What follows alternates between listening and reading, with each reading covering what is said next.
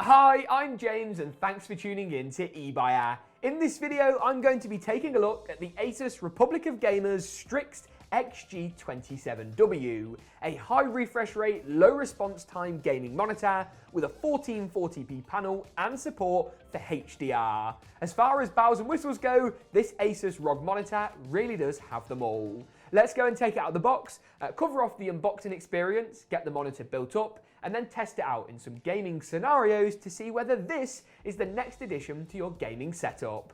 Let's do this. Having moved our monitor out of the way, I think it's a good idea to just look at some of the included cables that you get with this ASUS panel. So first off, you get a DisplayPort connection. I personally prefer this over HDMI, especially for a gaming PC. It's a bit more versatile and really easy to plug in and out. You've then got your standard power connector, which plugs up to the included power brick, which then goes to the monitor itself. We'll plug these up in just a moment. And we've also got a European power adapter here as well. You've then got a standard HDMI cable. This is going to be great for plugging up to, a games console, for example, or a PC, of course. And then finally, we've got a USB-A to Type B connector. This is for the included USB hub on the monitor, something that will be super useful for plugging in peripherals and keeping cable management to a minimum. We're going to go ahead in just a moment's time and plug up the monitor to a powerful system and test it out for gaming. But first, I wanted to point out that curve. That's right, this monitor actually has a pretty subtle curve on it, which should help with the immersion of the display, but also looks really cool. The stand itself also feels really solid. There is an ASUS ROG logo that projects under the monitor, which we'll see in a second. You get a good degree of tilt. You also get a good degree of pan with the base staying solid, nice to see. And you also get height adjustment as well to give you the perfect viewing angle. So all in all, they're covering off pretty much all of the necessary bases for a gaming monitor. We're going to plug it in, play some games on it and see what the colours, the refresh rate and the general usability is like. I've just gone to plug the cables in and I've realised that I can't see any ports. The monitor looks so sleek. Where's the I/O gone? Wow, you remove this back plastic cover and that reveals all the connectivity. You can plug up the power and display cables, then hide everything away. So once again, helping with that cable management. Looking good. We can spin the monitor around now. And once we've gone ahead and returned the monitor to its resting place, you can see the cables are virtually invisible. They're super hidden behind the panel, which is always great to see and makes the display look really aesthetically pleasing. Let's just reset the panel on the monitor as well to make sure the stand is super stable and then plug up to a system and play some games. Looking pretty good, nice and clean, nice and sleek, and we can turn the monitor on using the power button. It's just going to take a second to boot up. Here we go, and we can see we've got the ASUS ROG logo illuminated below the panel as well. That's very cool. And our display is in. We're in Windows, and I think we're about to try out some games. Now, if I just lean over behind me, I do indeed have a gaming mouse, and we're going to test out not only first-person shooter titles like Doom Eternal, but also racing games and maybe even a bit of Microsoft Flight Sim. So let's go ahead and do that. First up is Doom Eternal, and so far it's looking pretty good. We haven't got any action yet, so that will be a true test of the monitor's refresh rate. But it looks pretty sharp, the image looks solid, and all in all, no complaints really from me. We do need to dive down though into the unknown in a minute and grab some ammo because I haven't got any, which is going to make fighting off the bosses in Doom Eternal a little bit difficult if I'm being honest. Let's get out of here, go be gone, beautiful stuff. That's what we love to see.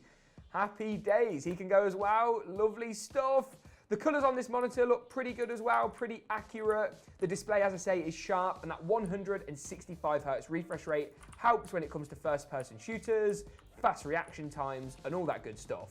The curved nature of the display as well also helps hugely from an immersion point of view, and the viewing angles are great, even from over here, which is pretty side on to the monitor, so that you guys at home can actually see what's going on. The colours are still good, and I'm not having any issues in terms of gaming on the display from this angle. Preferably you do want to be pretty head on with the monitor, but even on the side you're going to have a good viewing experience, and if you're sharing stuff on your monitor between different people at a LAN party or whatever it might be, you're not going to have any issues. Doom Eternal then runs really well on this ASUS panel with that 165Hz refresh rate coming in clutch.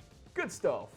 Moving on to Forza Horizon 4, and this is one of my personal favourite gaming benchmark tests. We're running at 1440p with a fully unlocked frame rate and VSync off to give us the maximum FPS possible. The Ultra Settings preset is as high as it goes as well, so that's really going to give us an opportunity to try out the HDR panel on this monitor. Let's escape out of there and run the game's benchmark mode. The main reason for this is not to assess the performance, but instead to give us some varied scenes of day and nighttime driving to really look at the colours of this panel. The benchmark mode will take a second to boot into place, but you can run this on your monitors and your systems at home if you'd like to compare them to this super easily. And we are away! The panel looks great, the colours are vivid, they look pretty sharp as well, and of course a 27-inch monitor with a high 1440p resolution will look sharp because you're cramming all those pixels into a sort of quite a modest monitor form factor. HDR comes into its own really nicely on this panel, while that high refresh rate, not quite as important in racing games, still rears its head in terms of giving us a really silky smooth gaming experience. You can really notice the difference close up when gaming in high FPS titles or even casual games like Forza's Horizon 4. One thing I've really noticed is the immersion on the curved panel, something which should really come to fruition in our next gaming benchmark test today and the final in this video, Microsoft Flight Sim. And we are away, looking good as well, I might add. The greens look really vivid, the airport down there, Manchester Airport, looking really sharp as well in terms of visual fidelity, and this 1440p panel looks amazing. Of course, the low response time was helpful in Doom, but you also do notice it here. As soon as you make inputs on a controller or a keyboard and a mouse, they're actioned instantly, and that's really great to see. The least latency possible you can get between the monitor and the system is really going to help with your gaming performance, especially, as I say, in those competitive titles. But the monitor's versatile. If you're more bothered about consuming great content and playing games that look visually stunning, the 1440p panel is the one for you. And with that, I think that pretty much wraps it up for my fly around in both Microsoft Flight Sim and with this ASUS 27-inch monitor. If you enjoyed our coverage of the XG27WQ, then you can learn more about it at ebuy.com in the link below this video. Make sure to get subscribed to the eBuy channel for more tech and gaming content, and as always, we'll see you again soon. Save it, save it, save it, save it!